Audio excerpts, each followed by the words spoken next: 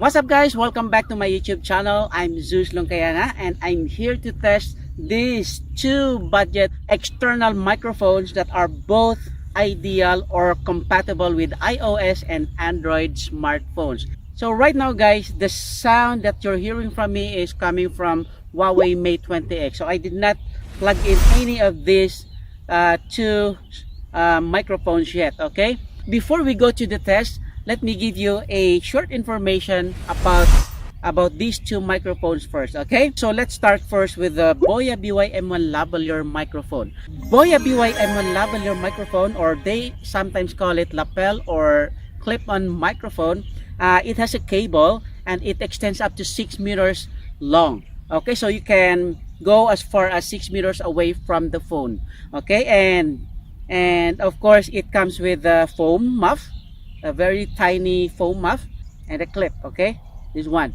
Okay, and the price, I bought this 3 years ago from Lazada for only 349 baht, and it also comes with the pouch bag, this one. Okay, and now the other one guys is the Boya A7H condenser microphone. This is a 3.5mm TRRS condenser microphone, and it comes also with the foam muff and the pouch bag, and I bought this from Lazada for 539 baht. So that's all for the short information about these two microphones. Okay, before we finally go into various tests, I would just like to roll the simple thank you shout out for those who have left their comments from my previous video, which is about the total or the complete test of Boya A7H condenser microphone. Okay, so let's roll it.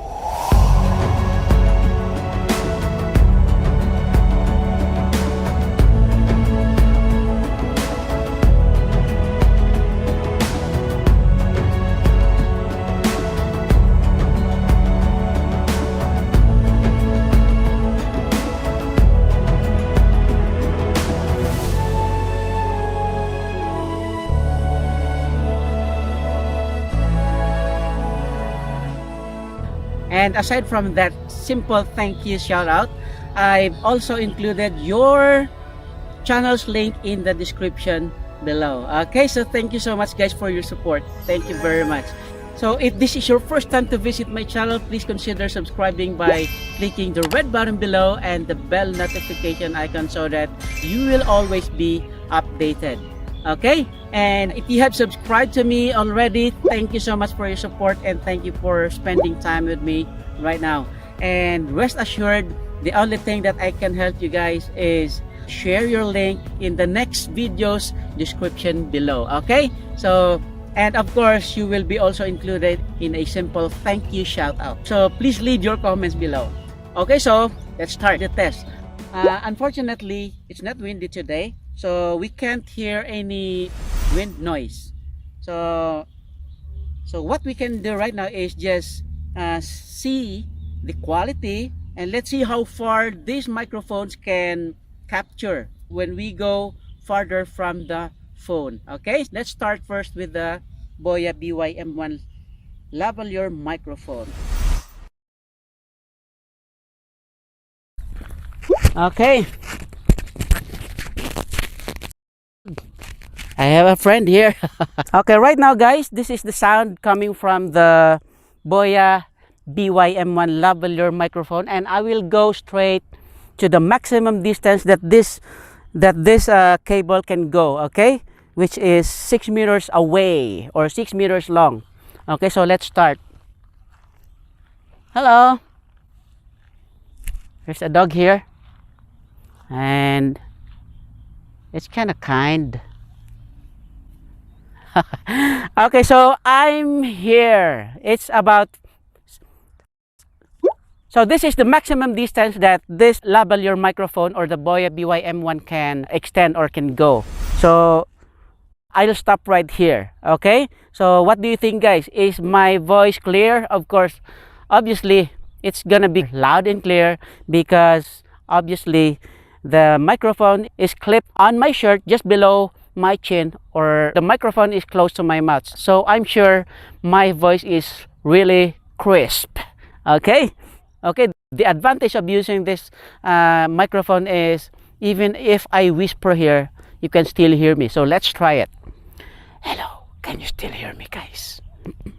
Did you hear me? Okay. So let's go extreme, guys. What do I mean? I'm gonna leave this phone on the ground and then I will go farther, okay? Maybe 2 or 3 meters away from the microphone. Okay, I am now a meter away from the microphone. Can you still hear me? Okay, how about here? Now it's gonna be around 8 meters away. Can you still hear me, guys? 8, and then 9, and then 10. Or maybe I can stay right here. Okay, so what do you think, guys? Can you still hear me? Can the microphone can still pick my voice up?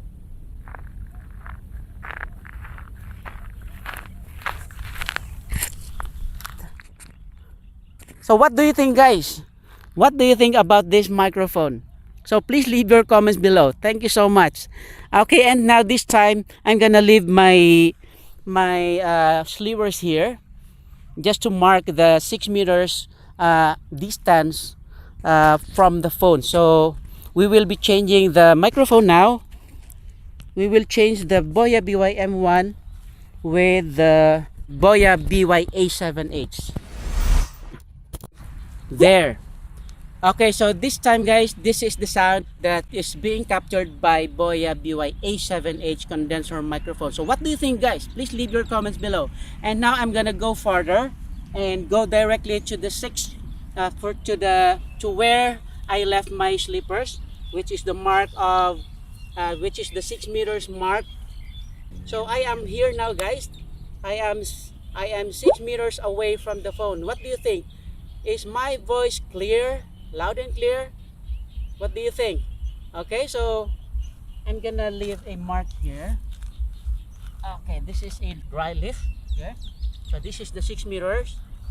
Now I'm gonna go farther, maybe 7, 8. What do you think? Can you still hear me? 9 and 10. I'm right here. Can you still hear me, guys? Please leave your comments below. Okay, so that's it. So that's the sound coming from the Boya BY-A7H condenser microphone. What do you think about the quality? Which one has a crispier sound? Is it coming from the Boya BY-A7H or is it coming from the Boya BY-M1 lavalier microphone? Okay, so please leave your comments below.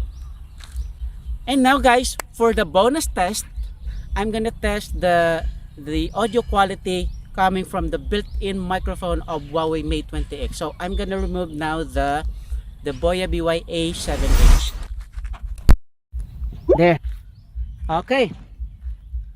So this is not the sound coming from the phone itself, the Huawei Mate 20X. What do you think, guys? So I'm gonna go straight to the 6 meters distance where I left the dry leaf right here. So what do you think? Can you still hear me? Can the phone still pick my voice up? What do you think? And I'm gonna go further. Let's see. Can you still hear me, guys? Okay. So that's all for the test, guys. I'm gonna plug the Boya BY-M1 lavalier microphone now. Ayan, guys, dito naman tayo sa road. Hindi na ako magta-try sa highway kasi medyo nakakatakot, delikado, baka madali tayo ng mga sasakyan doon. Okay, so test na natin. Okay, please leave your comments below if there's a sudden change about the quality of the audio coming from the Boya BY-A7H. And then pabalik naman ay gagamitin ko yung Boya BY-M1 lavalier microphone. Okay, so let's go.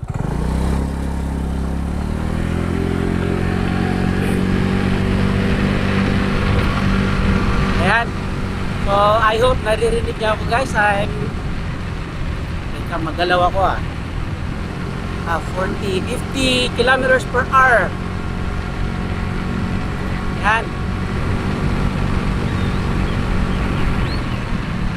Okay, we'll stop right here and then we'll change the microphone.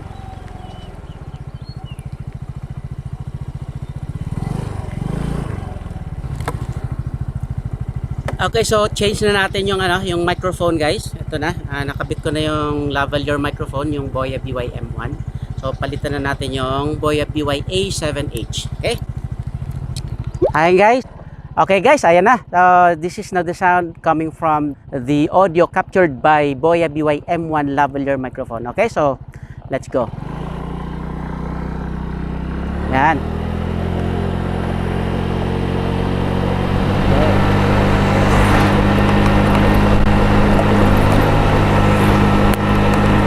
Ayan, guys.